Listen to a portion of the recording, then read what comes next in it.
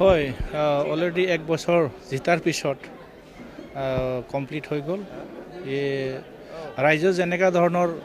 কাম কাজ মোৰ পৰা বিচাৰিছে ঠিক তেনেকুৱা ধৰণৰ মই কৰিব পৰা নাই কিয়নো বৰ্তমান সকলো ৰাইজে জানে যে আমি বিপিএফে চৰকাৰ গঠন কৰিব পৰা নাই এই হিচাপে কিছুমান কাম কাজ আমি হাতত ল'লেও কিছুমান কাম কাজ আমি কৰিব পৰা নাই বৰ্তমান যিটো ৰুলিং পক্ষত আছে তেখেতসকলৰ যিটো UPPL BJP আৰু GSP তিনিটা গভৰ্ণমেণ্ট যিটো চলাই আছে তেখেতসকলৰ চিন্তা ধাৰণাটো সকলো ৰাইজে বুজিব পাৰিছে মোৰ সমষ্টি হিচাপে আজিলৈকে তেখেতসকলৰ চৰকাৰ গঠন কৰাৰ পিছত যি ধৰণৰ ৰাইজে বিচাৰিছে ঠিক তেনেকুৱা ধৰণৰ তেখেতসকলে কৰিব পৰা নাই কাৰণ তেখেতসকলৰ ৰাইজক বহুত প্ৰতিশ্ৰুতি দিছিলে পৰিৱৰ্তনৰ নামত বহুত ৰাইজক প্ৰলোভন দিছিলে এইবিলাক সম্পূৰ্ণ তেখেতসকলে নিজে চৰকাৰত থকাৰ সত্ত্বেও কৰিব পৰা নাই এই হিচাপে মই ক'ব লাগিব মই ৰাইজক এইটোৱে ক'ব অনুৰোধ কৰিব বিচাৰিম যে তেখেতসকলক এতিয়া ৰাইজে মানে বিচাৰ কৰা সময় আহিছে যাৰ কাৰণে আপোনালোকে নিজেই দেখিছে আমাৰ আজি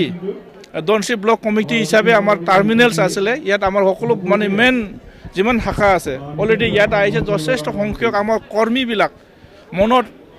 25ত মানে চৰকাৰ গঠন কৰিব পাৰিম বুলি উৎসাহ লৈ ইয়াত উপস্থিত হৈছে নিজে আপোনালোকে নিশ্চয় দেখিছে এইটোও মই আজি আপোনালোকক অনুৰোধ কৰিব বিচাৰিছোঁ তেখেতসকলে কি কৰিছে কি কৰা নাই আমি এইটো চোৱা নাই তেখেতসকলে যিটো ৰাইজক প্ৰতিশ্ৰুতি দিছিলে তেখেতসকলে অলৰেডি ফেইলাৰ যাৰ কাৰণে ৰাইজে তেখেতসকলৰ ওপৰত এটা বিশ্বাস নোহোৱা হৈ গ'ল বিশ্বাস হেৰাই গৈছে পুনৰাই BPF চৰকাৰটো অহাটো বিচাৰে এইটোৰ কাৰণে আমি BPF হিচাপে যথেষ্ট সক্ৰিয়ভাৱে আমাৰ তৃণমূল পৰ্যায়ৰ কৰ্মীবিলাক যথেষ্ট গ্ৰাউণ্ড লেভেলত কাম কৰি আছে ৰাইজে যথেষ্ট আমাক ফিডবেক দিছে তেখেতসকলৰ চৰকাৰ হিচাপে যে ফেইলৰ এই বস্তুটো আমি অকল ৰাইজে এতিয়া অনুভৱ কৰিব পাৰিছে মই এইটো ৰাইজৰ এই কথাটো জনাব লাগিব যে বৰ্তমান যিটো প্ৰমোদ বড়ো চৰকাৰ তেখেতে অলৰেডি আমাৰ MCL যিটো ফাণ্ড পৰ্যন্ত তেখেতসকলে বছৰীয়া যিটো আমি পাব লগা প্ৰাপ্য সেই পৰ্যন্ত তেখেতসকলে আমাৰ পৰা মানে কাটি লৈ গৈছে আৰু কিছুমান যিবিলাক আমি আঁচনি দিয়ে যে সমস্যা যিবিলাক সমস্যা ৰাইজৰ প্ৰতিনিধি হিচাপে যিবিলাক সমস্যা দেখা দিছে এইটো তেখেতসকলে মানে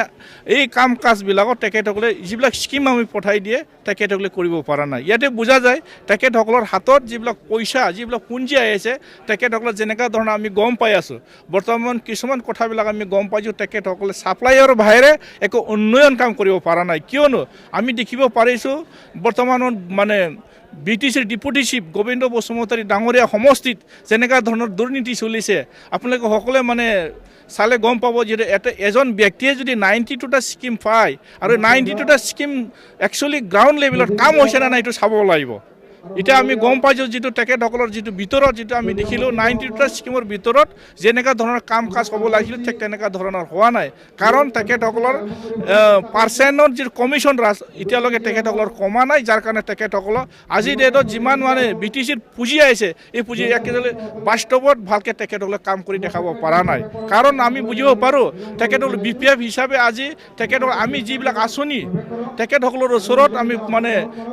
দিয়ে তেখেতসকলে আমাৰ আঁচনিবিলাক তেখেতসকলে দিব নোখোজে ইয়াতে আমি বুজিব পাৰিছোঁ যে তেখেতসকলে কমপ্লিটলি ফেইলাৰ বোলে মই ৰাইজৰ ওচৰত এইটো ক'ব বিচাৰোঁ যে তেখেতসকলে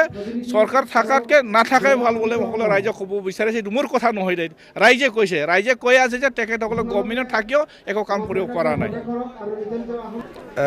এই বিষয়ে মই নতুনহে একেবাৰে আজিহে মই ফেচবুকত দেখা পাইছোঁ বস্তুটো কি ধৰণে আছে মই গম নাপাওঁ মই কিন্তু একদম অৱগত নহয় আৰু আলোচনা কৰা বুলি তাতে দেখাইছে কিন্তু মই তেনেকুৱা কোনো অৱগত নহয় আৰু বোধহয় তেনেকুৱা মোৰ মতে কথা চলা নাই ৰাজ্যসভাতো আমি এতিয়াতো এইটো কথা ঘোষণা কৰা নাই যদি এইটো স্পষ্ট আজি আমি যিখিনি 1 বছৰ সময় পাৰ কৰিলোঁ বিধানসভাত আমি বিৰোধী পক্ষত আমি বহা নাই চৰকাৰকে আমি সমৰ্থন জনাই আছোঁ আৰু হিচাপে কথা বাৰ্তা চলি আছে কিন্তু BJPত যোগদান হ'ব কিবা হ'ব এই কথাটো আমাৰ মাজত চলা নাই এইটো হাইকমাণ্ডে ডিচিশ্যন ল'ব কিন্তু আমি জানাত আমাৰ দলৰ সভাপতি ডাঙৰীয়া ইতিমধ্যে স্পষ্ট কৰি দিছে যে আমি বিধানসভাত বিৰোধী পক্ষত নহয় আমি চৰকাৰকে সমৰ্থন কৰি যাম কিন্তু BTCত আমি আমাৰ যি 11জন MCLA আছে তেওঁলোকে একেবাৰে বিৰোধী হিচাপে ইয়াৰ দায়িত্ব ভূমিকা পালন কৰিব আজি ইমান ধুনীয়া আমি ইয়াত অধিৱেশন পাতি আছোঁ কিয় কৰিছোঁ যদি আমি সঁচাকৈ BJP হ'ব লাগে ইয়াত তেনেকৈ আমাৰ অধিৱেশন কৰাৰ কোনো প্ৰশ্নই নুঠে আমি ইয়াত BTCত প্ৰথম বিৰোধী হিচাপে কাম কৰাৰ কোনো প্ৰশ্নই নুঠে তাৰ কাৰণে এইবিলাক কথা বোধ হয় মিছা প্ৰচাৰ চলি আছে, এনেকুৱা হ'ব পাৰে। নহয়, আমাৰ BPF-ৰ পজিশ্যনটো ক'তনো বেয়া, খুব ভাল আছিল। এই নিৰ্বাচনত চবেই দেখা পাইছে ৰিজাল্ট, আমি চবতকৈ বেছি পাইছোঁ। BJP UPPL আজি মিলি পেলাই চৰকাৰ কৰিব পাৰে, কিন্তু চৰকাৰ যিখিনি তেওঁলোকে যি ধৰণে ৰাইজক মানে সপোন দেখাই পেলাই চৰকাৰত আহিলে, কিন্তু আজি 1 বছৰত সকলো ৰাইজে দেখা পাইছে। দেখা পাই পেলাই আজিৰ দিনত আমি ক'ব লগা হোৱা নাই, ৰাইজে সকলোৱে কৈছে